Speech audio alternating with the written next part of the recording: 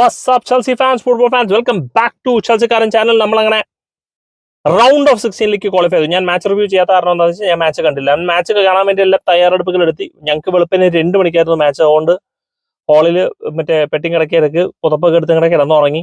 ഒരു 11:30 ആയപ്പോഴത്തേക്കും ഉറങ്ങി. 2:15 ആയപ്പോഴത്തേക്കും കണ്ണുറന്ന് ഇങ്ങനെ സ്കോർ നോക്കിയപ്പോഴത്തേക്കും 0-0 കിടന്നുറങ്ങി.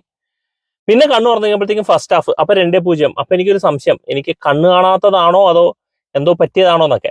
2-0 ആയപ്പോഴത്തേക്കും ഞാൻ വിചാരിച്ചു ശരി ഇനിയിപ്പോ എന്തായാലും ജയിക്കുന്ന ഒരു പരിവായി. ഓക്കെ, കിടന്നുറങ്ങി. അങ്ങനെ കിടന്നുറങ്ങി. രാവിലെ എണീറ്റ് നോക്കുമ്പോഴത്തേക്കും 3-0 നമ്മൾ കളി ജയിച്ചു. റൗണ്ട് ഓഫ് 16ലേക്ക് ക്വാളിഫൈ ചെയ്തു. സന്തോഷം. അതോടെ വേറെ കാര്യങ്ങൾ പ്രത്യേകിച്ച് പറയാനൊന്നുമില്ല. പിന്നെ ഞാൻ മാച്ച് റിവ്യൂസും മറ്റേ പരിപാടികൾ ഇങ്ങനെ കണ്ടുകൊണ്ടിരിക്കുകയായിരുന്നു. അതായത് മറ്റൊരു ആൾക്കാരെന്താ പറയണെന്നൊക്കെ അനുസരിച്ചിട്ട് ശങ്കരൻ എങ്ങനെ തന്നെ ഫസ്റ്റ് ഹാഫ് വലിയ കാര്യമായിട്ടുള്ള ഇമ്പാക്ട് ഒന്നും ഉണ്ടായിരുന്നില്ല. ഒടുക്കത്തെ ചൂടായിരുന്നു. 8 ചേഞ്ചസ് ഉണ്ടായിരുന്നു. അപ്പൊ അതിന്റെ ലിങ്ക് പ്ലേയും കാണാനൊന്നും ഉണ്ടായിരുന്നില്ല. അവസാനം ഫസ്റ്റ് ഹാഫ് കഴിഞ്ഞപ്പോഴത്തേക്കും ടോസന്റെ ഒരു ഹെഡർ, എൻസോ ഫെർണാണ്ടസിന്റെ അസിസ്റ്റ്, ഡെലാപ്പ് അങ്ങനെ നമ്മുടെ അക്കൗണ്ട് തുടങ്ങിയിരിക്കുകയായിരുന്നു. അവിടെ ഞാൻ ജാക്സൺ ആയിരുന്നെങ്കിൽ എന്തായിരുന്നു ഞാൻ ആലോചിച്ചായിരുന്നു.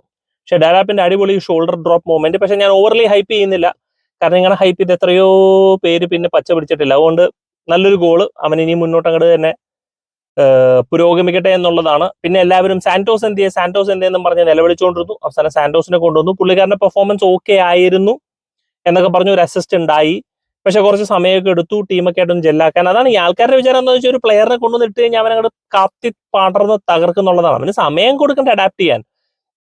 അങ്ങനെ ഇതെടുത്തു. അങ്ങനെ നമ്മൾ ക്വാളിഫൈ ചെയ്തു. ഇവിടെയാണ് മെറസ്കയുടെ 4D ചെസ് കളി വന്നത്. 4D 2D അല്ല, 3D അല്ല, 4D ചെസ് കളി മെറസ്കയുടെ.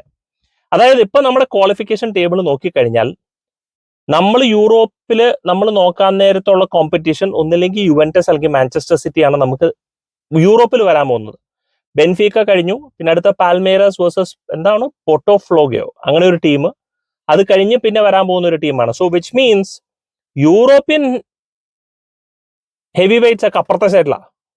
Real Madrid, Bayern Munich, PSG, Inter Milan, അവന്മാരൊക്കെ അങ്ങോട്ട് തല്ലു കൂടിയിട്ട് അവസാനമാകുമ്പോൾ നമ്മൾക്കൊന്ന് ജയിക്കാൻ പറ്റിയാൽ മച്ചാനെ സെമി ഫൈനൽ പിന്നെ ഒരു ഫൈനൽ വരയ്ക്കുള്ള ഒരു വഴി വ്യക്തമാണ്. പിന്നെ ചെൽസി ആയതുകൊണ്ട് നമുക്ക് പറയാൻ പറ്റുന്നില്ല, പക്ഷെ അറ്റ്ലീസ്റ്റ് ഒരു പാത്വേ നമുക്കിപ്പോൾ ക്ലിയർ ആണ്. ആൻഡ് അതാണ് മെറസ്കയുടെ 4D ചെസ്. പുള്ളിക്കാരൻ മനഃപൂർവ്വം ഫ്ലെമിംഗോ ആയിട്ട് തോറ്റു എന്നൊരു സംശയമുണ്ട്. കാരണം ഫ്ലെമിംഗോ ആയിട്ട് ജയിച്ചിരുന്നുണ്ടെങ്കിൽ നമ്മൾ ഫസ്റ്റ് എത്തിയേനെ, നമ്മൾ അപ്പുറത്ത് ബയൺ മ്യൂണിക്കിനെ നേരിട്ടേനെ. പോരാത്തതിന് അത് കഴിഞ്ഞിട്ട് റയൽ മാഡ്രിഡും ഇന്റർ മിലാനും അവന്മാരൊക്കെ ആയിട്ട് ഒരു ഏറ്റുമുട്ടലിന് വരാൻ ചാൻസ് ഉണ്ട്. അതിന് ആദ്യം ബയൺ മ്യൂണിക്കിന്റെ കടമ കിടക്കണം എവിടെ ബെസ്റ്റ്.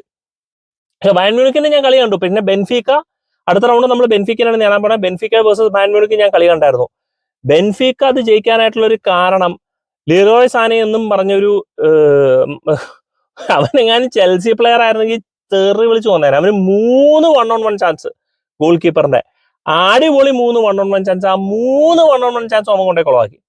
അതല്ലായിരുന്നു എന്നുണ്ടെങ്കിൽ ശരിക്കും പറഞ്ഞാൽ ബയൺ ജയിക്കേണ്ട ഒരു കളിയായിരുന്നു. They were dominating the performance. പിന്നെ അവരുടെ ബെൻഫീക്കയുടെ goalkeeper, Ukrainian goalkeeper, അവന്റെ മറ്റേ ഇജാതി ഒരു പെർഫോമൻസ്, അടിപൊളി സേവുകളും അടിപൊളിയായിരുന്നു. സൂപ്പർ ഒരു പെർഫോമൻസ് ആയിരുന്നു അവന്റെ ആ കളിയിൽ. അപ്പോൾ it was literally Bayern dominating. Second half ഒക്കെ ബയൺ വെറുതെ ബെൻഫീക്കയുടെ അവിടെ പെറ്റ് കിടക്കായിരുന്നു. അപ്പൊ ബെൻഫീക്ക എളുപ്പമുള്ളൊരു ടീമില്ലെന്നുണ്ടെങ്കിലും നമുക്ക് ഒപ്പം കട്ടയ്ക്ക് പിടിക്കാൻ പറ്റിയ ഒരു ടീമാണ്. അറ്റ്ലീസ്റ്റ് നമുക്ക് അവരെ ചാലഞ്ച് എങ്കിലും ചെയ്യാം. എനിക്കൊന്ന് സാറ്റർഡേയോ സൺഡേയോ 9 മണിക്ക് UK സമയത്തിനാണ് കളി ഉള്ളത്. അപ്പോ നാട്ടിൽ വരുമ്പോഴത്തേക്കും 1:30-1:30ക്കാണ് വെളുപ്പിന്റെ ഒരു കളി ഒക്കെ വരിക.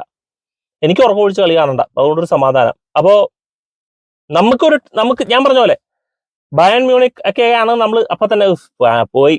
ഇതിപ്പോ ബെൻഫിക്ക എന്ന് പറയുമ്പോൾ ഓക്കെ, നമുക്കൊരു കോൺഫിഡൻസ് തരുന്നുണ്ട്. ബെൻഫിക്കനെ മോശം പറയുന്നില്ല, പക്ഷെ നമുക്കൊരു കോൺഫിഡൻസ് തരുന്നുണ്ട്.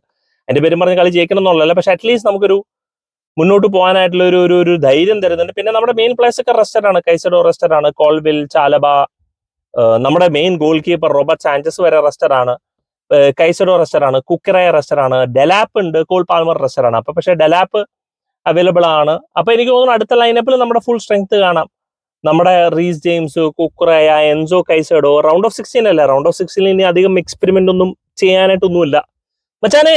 Come on മെറസ്ക, round of 16 quarter final, semi final വരെ എത്തിച്ചു കഴിഞ്ഞാൽ മതി. പരിപാടി നിർത്തി നമുക്ക് തിരിച്ചു പോകാം, കുഴപ്പമൊന്നുമില്ല. പിന്നീട് അങ്ങനെ അഹങ്കാരമൊന്നുമില്ല. നമുക്കൊരു സെമി ഫൈനൽ വരെ എത്തിക്കഴിഞ്ഞാൽ ഒരു കോൺഫിഡൻസ്. കാരണം ഒരു യങ് ടീം, നമ്മൾ ഓൾറെഡി കോൺഫറൻസ് ലീഗ് ഒക്കെ അടിച്ചിങ്ങനെ ഇരിക്കുകയാണ്. അത് കഴിഞ്ഞിട്ട് വേൾഡ് കപ്പിന്റെ സെമി ഫൈനൽ വരെയൊക്കെ എത്തി എന്ന് പറയുമ്പോഴത്തേക്ക് ഉണ്ടാവുന്ന കോൺസെപ്റ്റ്. പിന്നെ ചൂട് എന്ന് പറഞ്ഞാൽ മരണ 32 ഫിലഡൽഫിയയിൽ 94 ശേഷം ഏറ്റവും ഹയസ്റ്റ് റെക്കോർഡ് ടെമ്പറേച്ചർ ആയിരുന്നു ചെൽസി കളിക്കുന്ന സമയത്ത്. അതും രാത്രി കളിക്കുന്ന സമയത്ത് 32-33 ഡിഗ്രി ടെമ്പറേച്ചറാണ്. നമ്മുടെ നാട്ടിൽ തന്നെ 32-33 ഡിഗ്രി ടെമ്പറേച്ചർ നമുക്ക് തന്നെ ഇപ്പൊ കളിക്കാൻ പാടാണ്. അതുകൊണ്ട് യൂറോപ്പിൽ തണുപ്പിൽ കളിച്ച് വളർന്നവർക്കുള്ളവർക്ക് കൂടുതൽ പണി കിട്ടും.